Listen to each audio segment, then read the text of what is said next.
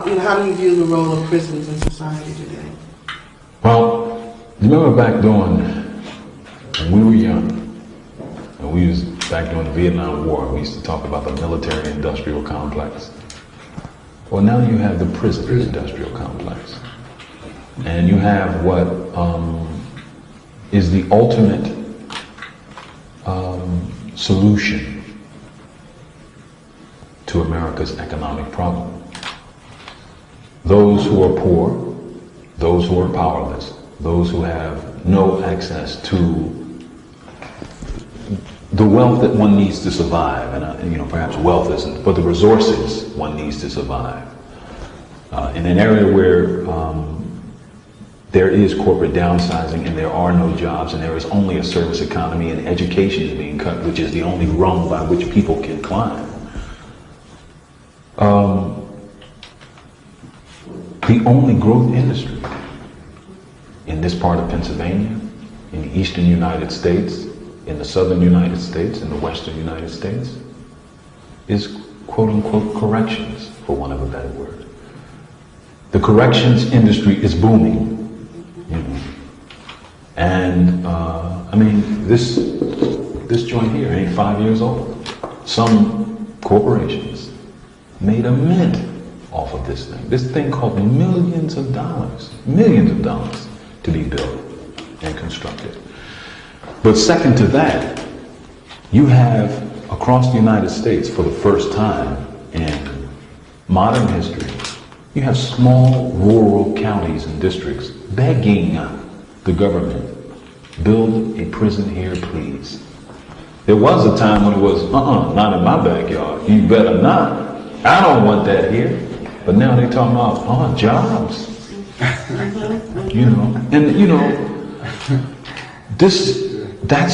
the reality.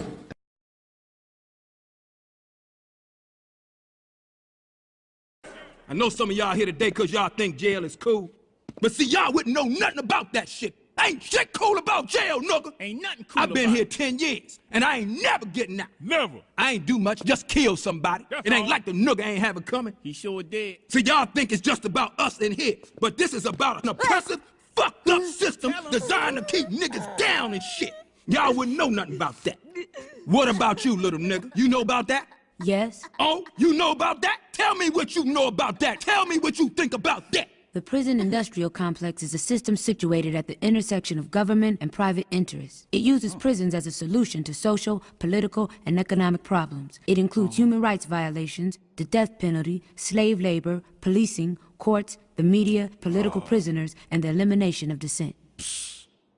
Nigga, did you just say what I was trying to say, but smarter? I like this little nigga. Hey, Shalom. First and foremost, I want to give all praise to Yahweh, Bahashem, Yahweh Shai. Double honors to the apostles and elders of Great Millstone. This is another shameful spewing. This one is going to be called the Prison Industrial Complex. All right.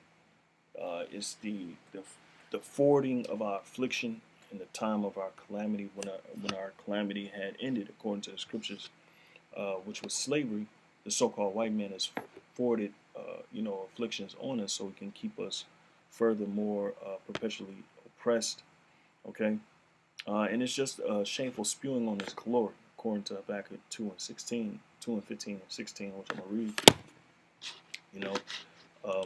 Because they believe that, like, once again, I mentioned in the previous lessons, that they think that they got this place, with all fairness, and this place was gotten by ill-gotten gains. All right, they put there's so much information out there that they don't let the masses of the people know about. When it has to, do with their history. Okay, they hide their history. The so-called white man, which is Esau, according to the Bible, which proves he's the devil.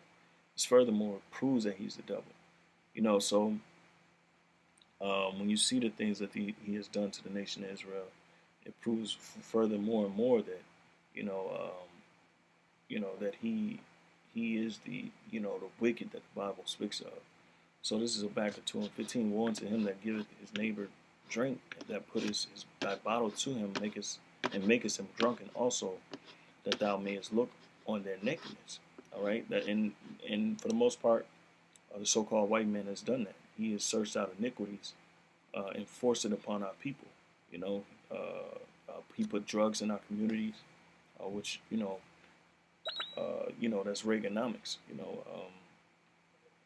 And so many other things, man. He created the hip hop industry and kept that moving, and pretty much trying to demoralize our people, all right, so they can look on our shame, all right, which is nothing more than our nakedness, because if we, we're into all these different fashions of life, pretty much trying to, live a certain way that the so-called white man has gave us, and it's detrimental to who we are as a people.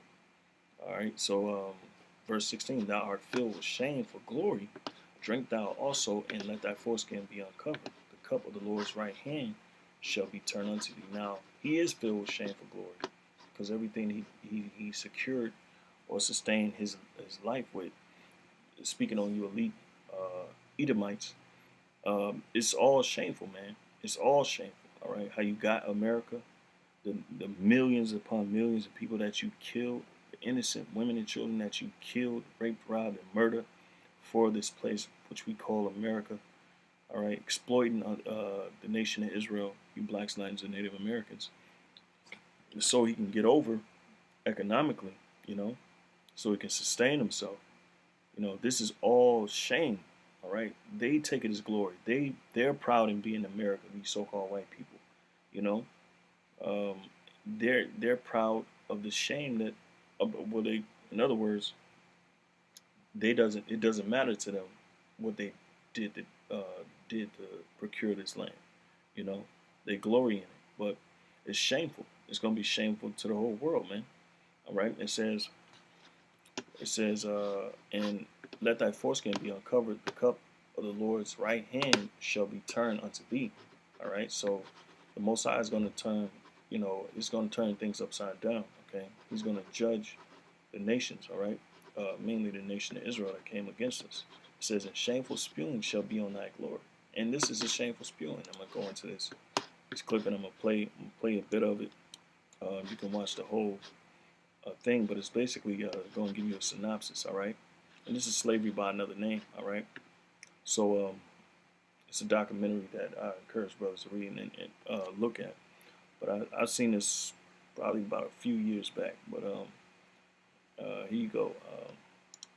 After the Civil War, black Southerners were no longer slaves, but they were not yet free. The sheriff could sell free black people to corporations and coal mines. For 80 years, thousands of blacks were forced to labor against their will. He said, if I don't go to work, he'll put me in the river down there. One of America's most shameful chapters, Slavery by Another Name. Coming up next. Major funding. I'm just going to get to the point. A man hired him for me, and I heard of him no more. He went and sold him to McGree, and they've been working him in prison for 12 months. I asked him to let me have him, but he won't let him go. And this is for a period of. This is what they did to our children. Deuteronomy, the curses explain that. It's a lot. The curses explain us our condition and the conditions that we went through in slavery. Because this is perpetual. This is put on our seed. On the seed of Israel, which is pretty much us.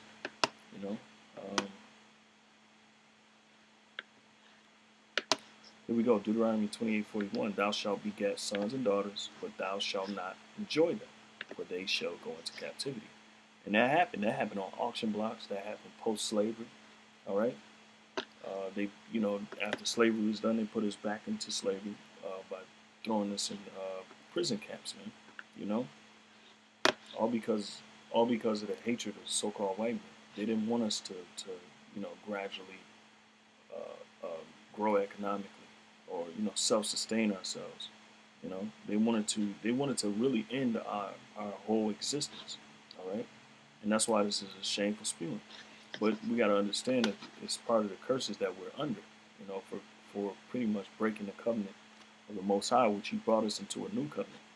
All right, and you know that's faith and believing and starting all over again and believing in in our first love. You know, with understanding His law and understanding that His Son Yahushua had He died for the nation of Israel, the elect first, and then the whole nation. All right. Nearly 80 years between the Civil War and World War II, black Southerners were no longer slaves, but they were not yet free.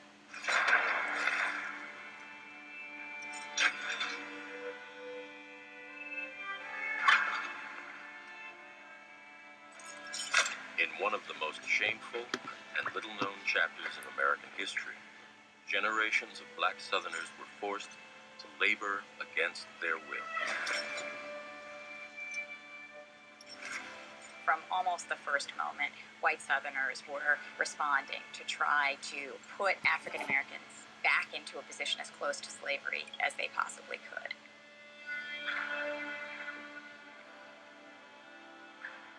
The Old South and what was quickly becoming the New South could not proceed without the work of African Americans.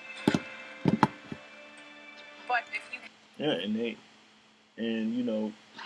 you have people till this day, man, that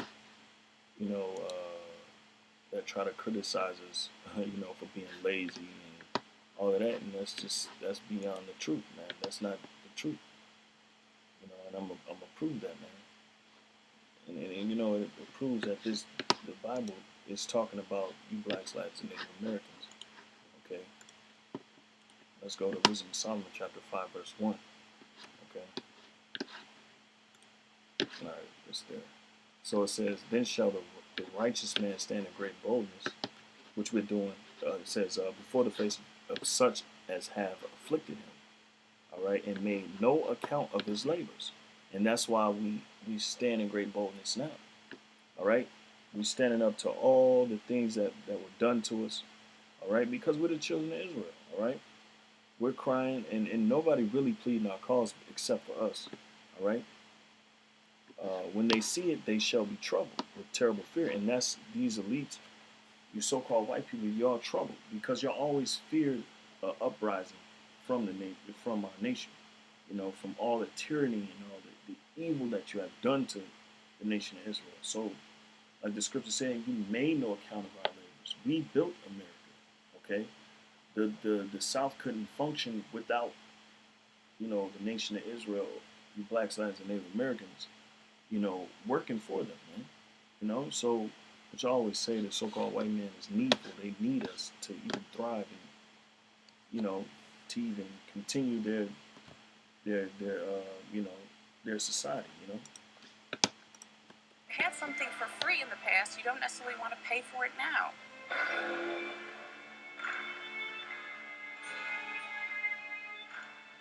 It was a straight, simple, exploitative system. There was only power, there was only force, there was only brutality.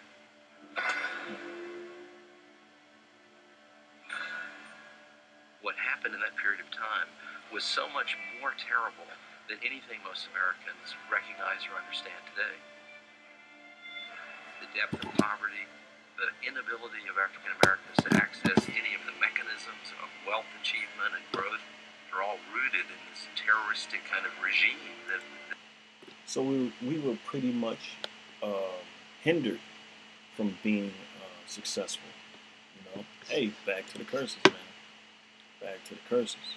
It starts with the curses, but it ends with this nation of people hating us and making our situation, making our circumstances more dire, more pretty much worse than they could ever be. So 28:16, "Cursed shalt thou be in the city, and cursed shalt thou be in the field." That's the field is the world. "Cursed shalt thou be thy basket and thy store." And it goes on. "Cursed shalt thou be the fruit of thy body," which means our children, "and the fruit of thy land, the increase of thy kind, and the flocks as thy sheep.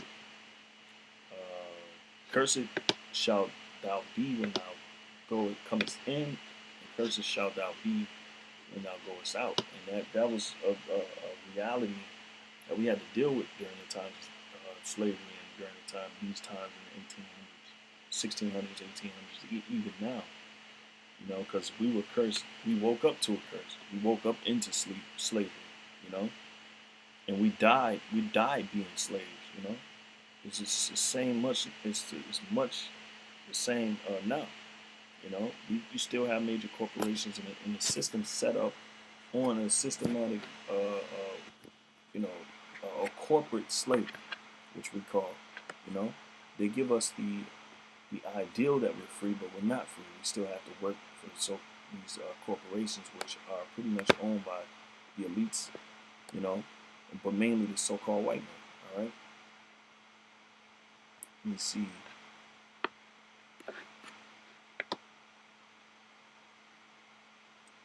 You know, and the curses go on, you know, about pestilence and diseases that we had to inflict, we were inflicted with, you know. Let me see. Well, you know what? Let's go to Isaiah. I think it's Isaiah 42, 22. I'm not sure. I think it's 42 and 22. Let's see. Yeah. So Isaiah 42 and 22. Okay. Here we go. Isaiah 42 and 22. But this is a people robbed and spoiled. They are all of them snared in holes, and they are hid in prison houses. They are for a prey, and none delivered, for a spoil, and none saved restored. And who did we have come to our aid? No one. It was by the grace of the Most High Yahweh, by Yahweh Shai, that we even made it out of slavery. Because this is pretty much, like I said, the curse is being put on us. You know, this is because of the iniquity of our foreparents, which in the incarnation, these are our foreparents in you know, of antiquity. You know, suffering that from their deeds, man. They come back on earth and they suffer on earth for their deeds. All right. So, all right, as you can see, but this is a people robbed and spoiled, meaning, you know, pretty much stolen. You know, we were stolen.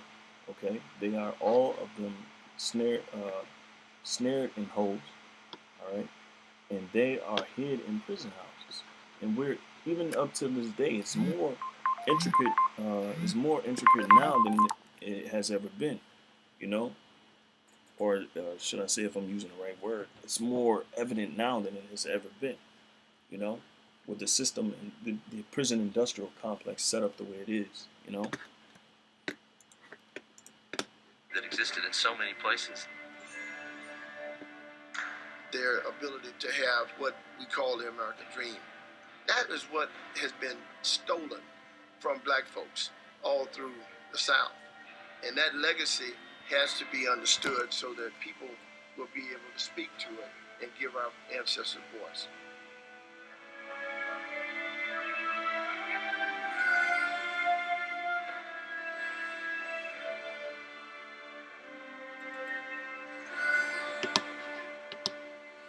And like I said, I'm gonna just play a little bit more and then read a few more scriptures and close out. But you brothers can, you know, it's called Slavery by Another Name. All right, the prison industrial complex. Which I, you know, I add some, you know, some videos and you know, post editing, you know, so it further edify my points. And my family is originally from Wilcox County, Alabama.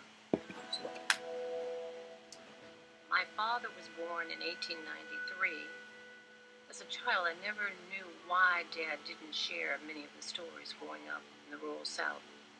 There was so little that I actually knew about, you know, the generations beyond my parents. And I realized, I said, why don't I know these stories, and why don't I know who those people are? African Americans are innately wired to want to know who we are. It's almost like being an adopted child.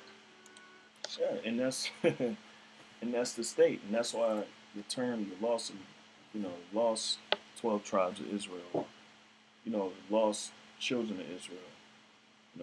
It perpetually fits us. It fits us more than anybody on earth. These curses fit us, man. We're the only nation of people that was robbed of everything that we had. And pretty much for the most part, the Most High, turned his back on us. And we're going to be saved out of this situation. The Most High is going to bring us back, together. According to Isaiah, I'll read Romans 11:1. It says, "Have God cast away his people? God forbid, for I also am an Israelite of the seed of Abraham of the tribe of Benjamin." See, that, really speaking in regards to, the Israelites that we know they were Israelites, that spoke language or spoke any other language. The Most High didn't cast away his people, period. All right? And, for the most part, people use that, that rhetoric, but the Most High is going to pretty much save us out of our condition, Isaiah 11, then you got Jeremiah 16, all right? Let me see. I'm gonna hit the points. Here it says, here we go. Isaiah 11:11. And it shall come to pass in that day that the Lord shall set his hand against it the second time to recover the remnant of his people, which shall be left from Assyria and from Egypt and from Pathros and from Cush and from Elam, from Shinar and from Hamath and from the islands of the sea. And he shall set up an ensign for the nations and shall assemble the outcasts of Israel and gather together the dispersed of Judah from the four corners of the earth. And that's going to happen in the end time. These are the end times that we live in. So we have yet to see this happen. All right, so let's go to Jeremiah 16 real quick. Let's see. Let me make sure. So bear with me real quick. I'm pretty much going in the spirit with this, So Jeremiah 16. Yep, 16:15. Alright, so Jeremiah 16:15 says, But the Lord liveth, that brought up the children of Israel from the land of the north, and from all the lands whither he had driven them, and will bring them again into their land that I gave unto their fathers. Alright, so pretty much the children of Israel right now, we're still in the land of the north, which is, at that time it was Babylon, but this is Babylon reincarnated. This is the daughter of Babylon, the same spirit, the same everything, Hosea 1:10, yet the number of the children of Israel shall be as the sand of the sea, which cannot be measured nor numbered. And it shall come to pass that in the place where it was said unto them, Ye are not my people, there it shall be said unto them, Ye are the sons of the living God. And in it for a time, we weren't the people. Just like, she was going into, we were privy on finding out who we are because we lost our heritage, all right? Which the scriptures speak on, losing our heritage, Jeremiah 17:4. But I'm going to finish this real quick. Hosea 1:10, ye are the sons of the living God. We're saying we're the sons of the living God. Now is the time us raising up these camps. We're speaking to the dry bones, according to Ezekiel 37, which is our people. The dry bones represent our people. And we're breathing. The Lord is pretty much breathing the breath into our people, man. So they can stand up in these times and be refreshed with the truth. Okay. So and these are the times that we're living in. It says, and thou even thyself shalt discontinue from thine heritage that I gave you, and I will cause thee to serve thine enemies in a land which thou knowest not. For ye have kindled a fire in mine anger, which shall burn forever. And we displeased the Most High on a very high level. That's why we suffered the way we did in America, because the so-called white man was the Lord's whipping stick at one point in time. Okay. So Salakia, let me go ahead. Let me see. It was a scripture that I thought of.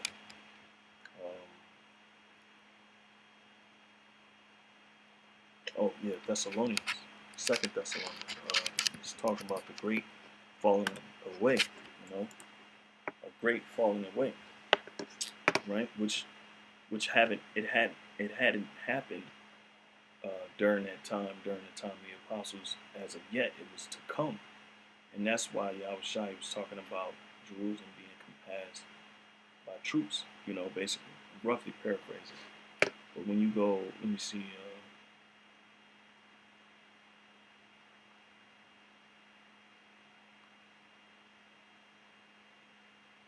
And we know what this is talking about, but I'm gonna read it anyway. 2 Thessalonians 2:6, and now you know what withholdeth that he might be revealed in his time. All right, for the mystery of iniquity doth already work. Only he will who now will let until he be taken out of the way. And that was talking about the Roman Empire. And then shall the wicked be revealed, which they being revealed right now. The sons of the wicked, whom the Lord, because they destroying the earth, and it's evident who they are.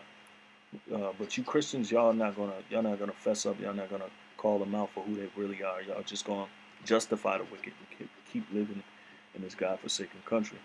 It says, whom the Lord shall consume with the spirit of his mouth, and shall destroy with the brightness of his coming. The spirit of his mouth is the truth. All right. You know, the shameful spewing on their glory. That's part of it. And shall destroy with the brightness of his coming, because he's coming in an angelic form, with power, man, with angelic power. All right. And he's going to do his work, man. He's going to take everybody's power away from you. All these superpowers of the world, all these leading countries. All right. It says even him who's coming is after the work of Satan, the so-called white man, because they established America on Freemasonry, which you know, different levels of Freemasonry. They go into witchcraft, and that's how they've been dealing in America for the longest. Do without will. You know, they've been sacrificing, and now it's being more evident that they're revealing pedophilia and satanic rituals in Hollywood and politics. You know, so these things are being revealed now. All right, and with all deceivableness of unrighteousness in them, that perish because they receive not the love of truth, that they might be saved. And that's talking about Israelites who conform, you know, conform to this society. It says, and for this cause God shall send them strong delusion that they shall believe the lie, that they all might be damned who believe not the truth, but have pleasure in unrighteousness. All right, so yeah, I passed it. So I think it's 4.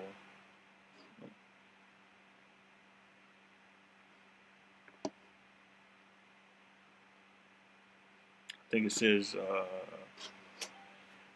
all right, so select.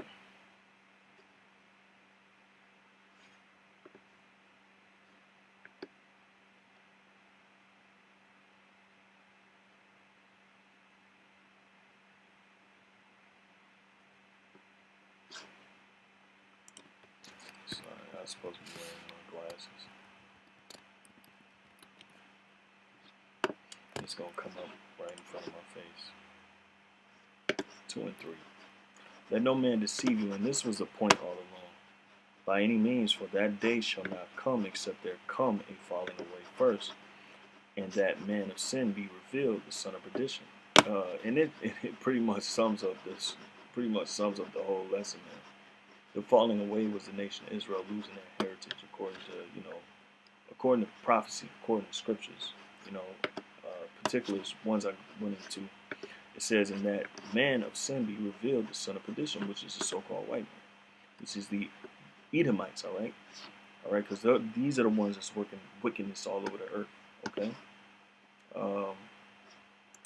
Psalms 59:1. Let me see. When Saul sent, and they watched out. Okay, it says, deliver me from mine enemies, on my power. Defend me from them that rise up against me. Deliver me from the workers of iniquity. Save me from bloody men, which is a so-called white man. For lo, they lie in wait for my soul. The mighty are gathered against me. Not for my transgression, nor for my sin, O Lord. They run and prepare themselves without my fault. Awake to help me, and behold. All right? And that's what he's doing, man. He's awakened now to help us. Okay? And he's going to set a standard against you, so-called white man, you Edomites, when y'all come and try to gather us up, you know. All right, but hey, like I said, going back to the lesson, it's a shameful spewing. We have no understanding of not only what we have endured, but what we have survived.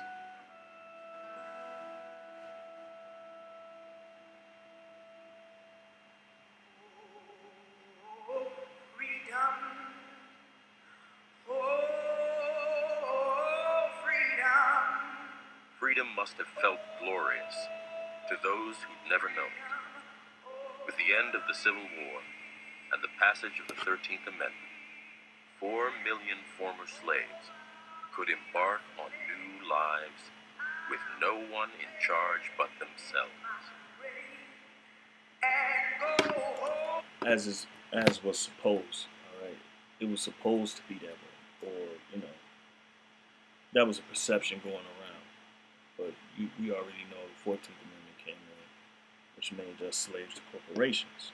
Right? That's why you have corporate slavery going on now. It's perpetual, and that's why you have the prison industrial complex, which I'm gonna just play a quick snippet of what, you know, the modern terms is right now, because this is the history, you know, the pretty much the origin here in America of the oppression that how can I say, not preceded, but you know, that was after, you know, so post slavery. So after the hurtful and evil things they done to us in slavery, they still was enslaving us by, you know, putting us in prison camps.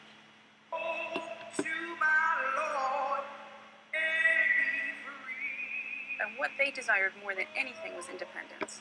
They wanted independence from white owners, they wanted their own churches, they wanted their own schools, they wanted freedom to move.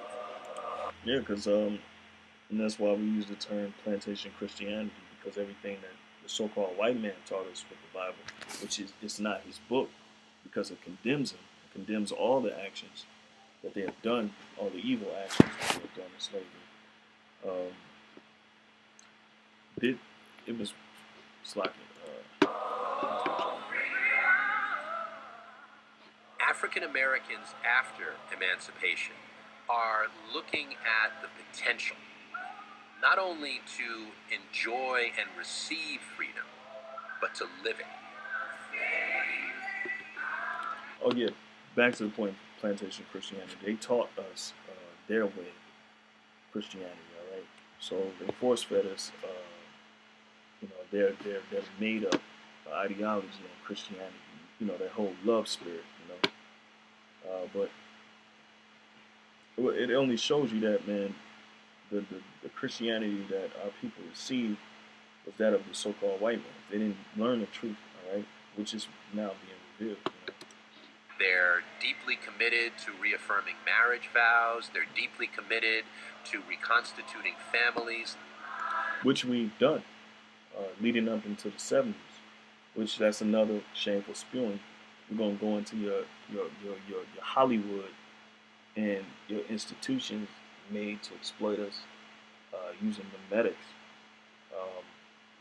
you know, to pretty much plant the seed that, you know, that we were pimps, drug dealers, you know, scum of the earth, you know. And then you brought in feminism, you know. So it's so much, you know, it's so much. But I'm gonna pretty much end it on that note, and you know, like, because I'm gonna put some videos and post editing. And Lord willing, you brothers was edified. You know, for the sake of time, I have to you know, stop the lesson. But I'm gonna give all praise to Yahweh, Bahasham, Yahweh Shai, double honors to the apostles, and that was that great millstone. Shalom. The United States is very different from the racial composition of the prison population in the United States is very different from the population at large. If people are worried about inequality in America today, I think this deserves more attention in the discussion. Racial inequality in the criminal justice system gets ignored because it doesn't affect most people. In 2010, over 1.6 million people were in state and federal prisons within the United States. So 497 out of every 100,000 Americans were in jail, about half of 1%. Less than 1%. That doesn't seem very large, but when you separate that population by race, you recognize that the personal effects of the criminal justice system are very unequally shared throughout our society. Whites make up 64% of the total population, but only 31% of the incarcerated population. Blacks represent 14% of society, but 36% of the prison population. Hispanics are 16% of America, but 24% of the American prison population. Less than 1 in 100 Americans are currently in jail, but for some races, genders, and age groups, that ratio is a lot larger. For example, if you're young, black, and male, it's closer to about 1 in 4. That means you'd have a higher probability of going to jail than of getting married or going to college. These results are unequal and problematic as poor black communities lack so many of their members. But what can be done? The causes of this trend are undoubtedly complicated and multi-causal. But there is reason to suggest that part of the blame is our criminal justice system itself. In the ways police officers enforce laws, in the ways that laws are written and prosecuted, and more. In many cases, it is not overt racism by individual actors. Many police officers, prosecutors, and judges are undoubtedly trying to be fair and trying to do the right thing. But economics can explain how unequal enforcement of the criminal law happens anyway. This is because the political and bureaucratic structure of the criminal justice system creates perverse incentives. The formal laws surrounding drug prohibition, for example, are written as if to be colorblind. But people with different levels of wealth face different costs and benefits to participating in the drug trade. Different groups consume different drugs at different rates, and lastly, those groups are politically represented in very different quantities.